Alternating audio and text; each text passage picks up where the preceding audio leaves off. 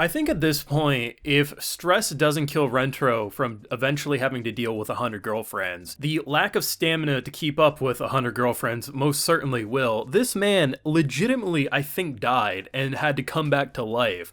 The only way that could have been made better is if in his like decomposing form where he's just gray, no life left in his body, is if we got like a cutaway and we were talking to the god up in heaven or something. That's the only way it could have been better. But this was an absolutely shameless episode of 100 Girlfriends, which we knew it would be. They're going to the pool, right? Like half of our cast is basically busting out of their tops when they're in a uniform.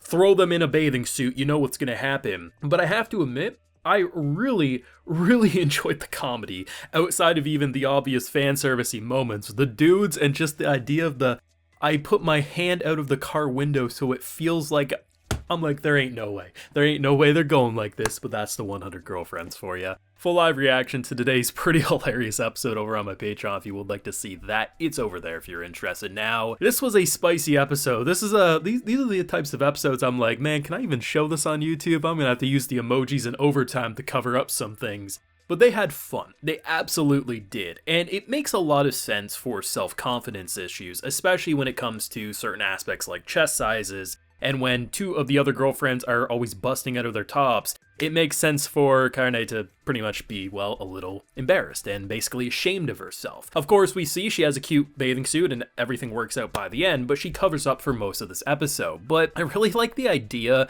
of just how they separate the cast, and for very different reasons.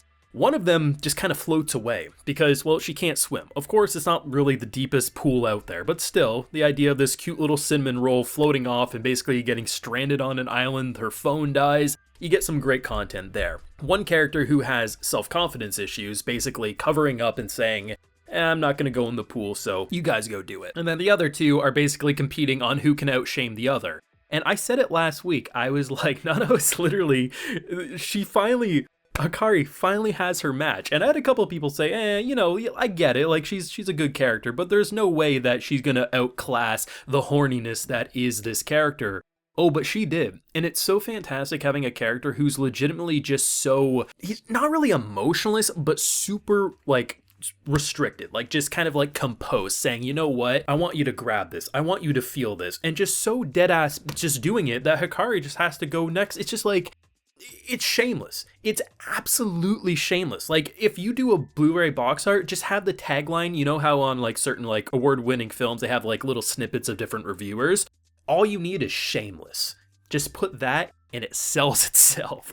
But seeing our boy literally bleed out in the pool, oh, it cracked me up. But I think where it really kind of found its groove was when the creeps came in. So there's these three dudes, and this dude is down bad. It's not even just the car. He's like, oh, I bet the arm feels very similar to that of her chest. And I'm like, bro, are you serious? He's like, I can grab here because it's not going to be sexual harassment. It's like, bro, it is. And you freak of nature. And then he gets blinded.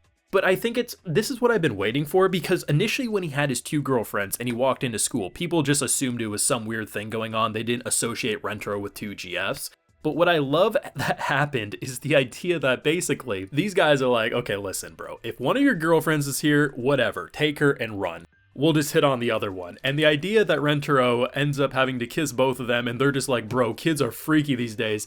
I love how this show just says what literally the collective community is thinking while watching this, and somehow they blend the most like fan servicey, I can't believe they're showing that on TV, into something that legitimately has this really fun bonds that are brewing with all the different girlfriends. And I think the idea of giving someone like Karne kind of the spotlight, because she kind of deserves it, right? I've said it since pretty much the beginning that she was my least favorite out of the girlfriends, and I still feel that way, but not in the way that I think she's a bad character. I just prefer the other personalities. But I really like what they did here because it lets her kind of open up a bit more. She's still the violent one, she's still slapping fools silly, but I appreciate the fact that ultimately this allows for things to kick off and really let different characters blossom in the right moments. A character like her feeling insecure about her body, this is her episode to really get the emotional moment here. Sure, everyone gets a little kiss and a little fun time in the pool, but ultimately that was the most emotional aspect of this episode, while everyone else is just having the time of their life. And it's kind of hilarious because she's also the one who saved his life at the end of the day. Like, this show is just, it's 1/3 meme,